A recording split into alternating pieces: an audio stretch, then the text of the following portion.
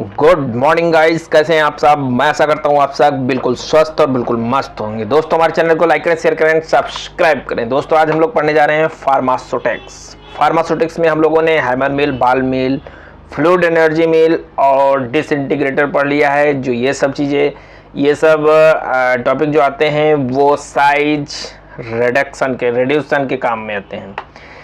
Size को reduce करने के लिए हम हैमर मिल, बाल मिल और फ्लूइड एनर्जी मिल और डिसइंटीग्रेटर का प्रयोग करते हैं। अब हम लोग दोस्तों पढ़ने जा रहे हैं फ्रेंड्स, हम लोग पढ़ने जा रहे हैं साइज सप्रेशन।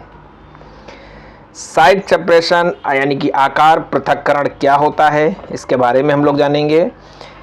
हालांकि हम लोग फुल डिटेल हिंदी में पढ़ते हैं, इसलिए हम लोग हिंदी को जूम कर लेते हैं और पढ़ते हैं आकार पृथक्करण यानी कि साइज सप्रेशन। क्या होता है आकार पृथक्करण? यानी कि किसी भी कण के जैसे कई आपने एक चूर्ण को लिया है, उसमें कुछ बारीक कण होंगे, उसमें कुछ मोटे कण होंगे। कई कणों को हम अलग अलग छान कर अलग अलग कर लेते हैं, आकार के कणों को अलग अलग कर लेते हैं, उसको हम कहते हैं साइज सप्रेशन यानी कि आकार पृथक्करण। उसको हम लोग कहते हैं आकार पृथक्करण।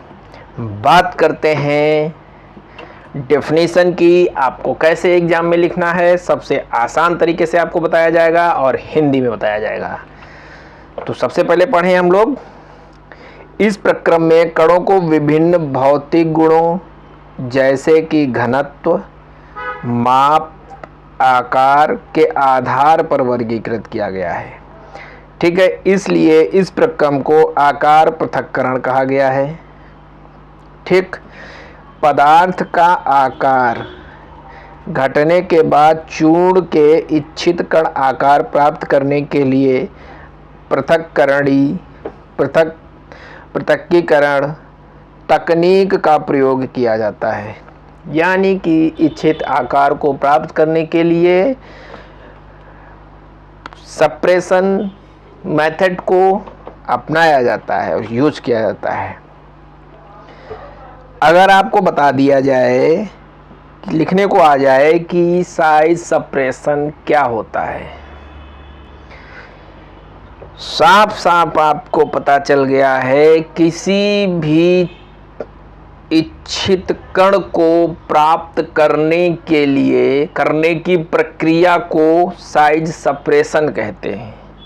अपनी भाषा में अगर आप लिखना चाहें तो ये लिख सकते हैं, साइज सप्रेशन क्या होता है। अगर पूछा जाता है तो उसमें आपको लिखना है किसी भी भौतिक गुणों जैसे घनत्व, माप तथा आकार के आधार पर प्राप्त इच्छित चूर्ण को साइज सप्रेशन की प्रक्रिया द्वारा प्राप्त किया जाता है। आप कुछ भी लिख सकते हैं, मतलब कि आपको जो समझ में जल्दी आ जाए, जो समझ में आसान तरीके से आ जाए, आप उस डेफिनेशन को लिख सकते हैं। What is size suppression?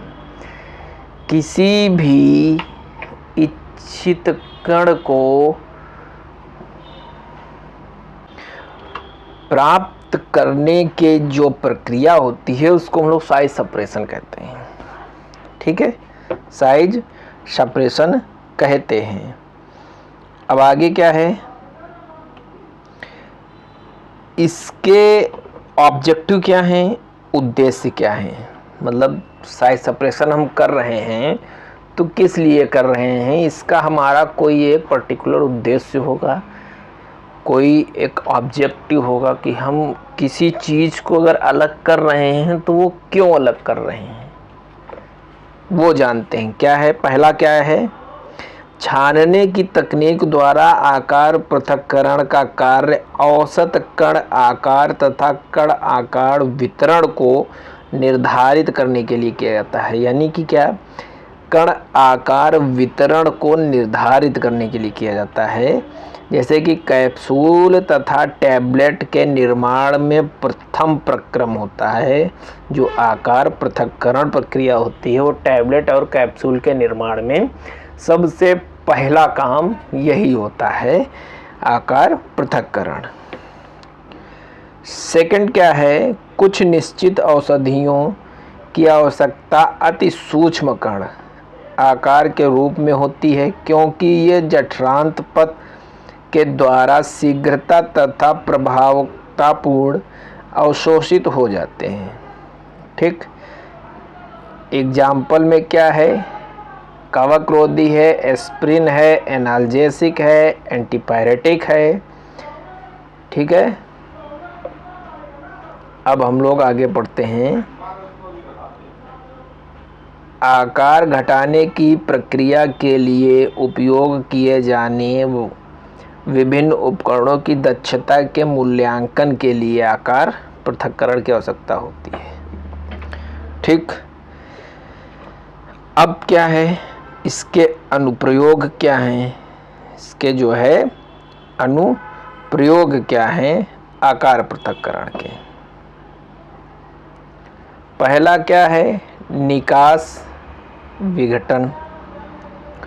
क्या होता है, चिकित्सकीय रूप से कण का आकार मौखिक अंतरेतर मलाशय तथा स्थानीय सेवन से खुराक के निकास को प्रभावित कर सकता है।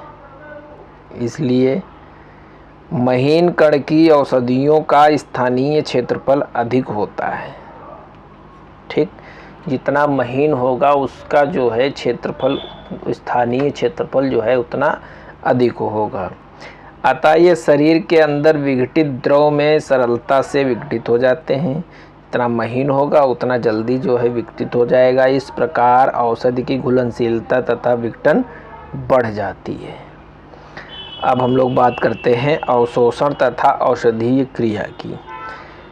कण के आकार के कारण औषधि का अवशोषण तथा इनकी फार्माकोलॉजिक प्रतिक्रिया प्रभावित होती है। उच्च विघटन दर तीव्र अवशोषण दर प्रदर्शित करती है, अतः औषधि की क्रिया तीव्र तथा अधिक हो जाती है। बात करते हैं भौतिक स्थिरता की। पढ़ते हैं भौतिक स्थिरता क्या होती है। कुछ फार्मास्यूटिकल उत्पादों जैसे कि सस्पेंशन और पायस की भौतिक स्थिरता कण आकार के कारण प्रभावित होती है। ठीक है, कण आकार के कारण प्रभावित होती है। औषधियों की भौतिक स्थिरता में बदलाव कण आकार पर निर्भर करता है। ठीक, भौतिक की जो स्थिरता होती है, भौतिक स्थिरता जो होती है वो आकार कण के आकार पर निर्धारित करती है। 4th नंबर क्या कहता है कि खुराक की समानता। क्या खुराक की समानता, कैप्सूल तथा टैबलेट के उत्पादन में दोनों तथा चूर्ण के अच्छी प्रवाह गुण की आवश्यकता होती है। ठीक, भार तथा कण संख्या के अनुसार औषधि कण संपूर्ण खुराक में भलीभांति वितरित हो जाते हैं जब अच्छी तरह से महीन होते हैं तब। अब बात करते हैं क्रिया की। आकार पृथक्करण की क्रिया विधि क्या है उसकी बात करते हैं। सबसे पहला आता है हिलाना या विलोड़न। ठीक है, हिलाने का मतलब क्या है, इसमें हिलाने में फर्स्ट आता है दोलनीय गति। इस प्रकार की गति में घूर्णन शाफ्ट की सहायता से छलनी की गति होती है। इसमें फ्रेम में लगी छलनी तल के अनुरूप आगे पीछे होती है। जैसे कि आप देखते होंगे गेहूं की जो बालियों से जो गेहूं निकाला जाता है, उस मशीन में आप देखे होंगे कि शाफ्ट के माध्यम से जो नीचे छलनी लगी होती है, जिसमें कि गेहूं अलग हो जाता है और उसमें जो खरपतवार होता है वो नीचे छन के गिर जाता है। वो मशीन जो देखा होगा वो दोलनीय गति को बड़ी आसानी से समझ पा रहा होगा क्या है। अगर नहीं देखा है तो आप जो है गेहूं की बाली खानने वाली मशीन जो है आप इंटरनेट पे डालिएगा गेहूं निकालने वाली मशीन, तो उसमें जो है दिखाएगा। और 3D में अगर देखेंगे तो वो और अच्छे से आपको समझ में आएगा। फिर बात करते हैं कंपन गति। क्या होता है कंपन गति? इस प्रकार की गति में सामग्री को छलनी पर रखा जाता है जिससे बाद में एक विद्युत या यांत्रिक उपकरण को नियोजित करके उच्च गति में कंपन के अधीन किया जाता है। वो एक दूसरी प्रक्रिया है। इसको भी अगर आप समझेंगे तो जो है बड़ी आसानी से कंपन गति समझ में आएगी। अब हम बात करते हैं, अब हम लोग पढ़ते हैं घूर्णन गति। क्या होती है घूर्णन गति? घूर्णन गति इस प्रकार की गति में छलनी रबड़ माउंटिंग पर रखी गई, ठीक है, को एक निश्चित अक्ष पर गोलाकार गति में घुमाने के लिए एक उपकेंद्र फ्लाई व्हील का उपयोग किया जाता है। इसमें क्या है, एक गोल छन्नी रहती है, उसको जो है एक नीचे शाफ्ट के माध्यम से बराबर जो है एक ही गति पर घुमाया जाता है। अब सेकंड में क्या है, सेकंड है ब्रशिंग मेथड। ब्रशिंग मेथड में क्या है, ब्रशिंग मेथड की प्रक्रिया को अगर समझा जाए तो क्या है, इस विधि में एक ब्रश का उपयोग आकार पृथक्करण की प्रक्रिया को पूरा करने के लिए किया जाता है। गोल छलनी के मध्य भाग के एक हैंडल की मदद से जुड़ा ब्रश गोल छलनी की सतह के साथ घूमता है। जिस तरह से छलनी घूमती है उसी तरह से वो भी ब्रश भी घूमता रहता है। यह विधि चिकने और चिपचिपे पाउडर सामग्री आदि के लिए प्रयोग किया जाता है, जैसे कि मोम है और साबुन बनाने के लिए ये चीज़ें जो है इस विधि का प्रयोग किया जाता है। अब बात करते हैं अपकेंद्रण की, ठीक है। अपकेंद्रण की बात करते हैं, अपकेंद्रक को पढ़ते हैं तो इसमें क्या होता है कि एक ऊर्ध्वाधर बेलनाकार छलनी में एक उच्च गति वाला रोटेटर होता है जो इसके केंद्र में स्थिर होता है, ठीक। एक रोटेटर होता है जो इसके केंद्र में स्थित होता है। जैसे ही रोटेटर बहुत तेज घूमता है, ऊर्ध्वाधर बेलनाकार छलनी के अंदर मौजूद कणों को अपकेंद्र बल के प्रभाव में बाहरी दिशा में फेंक देता है, यानी कि तेज चलने पर इधर फेंक देता है, बाहर केंद्र में नहीं रहेगा। वायु धाराएं उपकरणों के अंदर उत्पन्न होती हैं और इन वायु धाराओं के कारण कण जो है अलग हो जाते हैं, ठीक।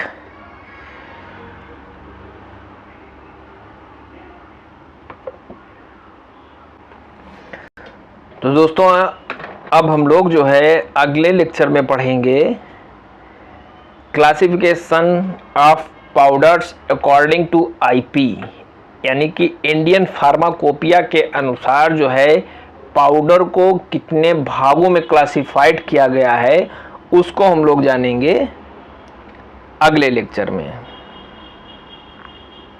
Thank you guys.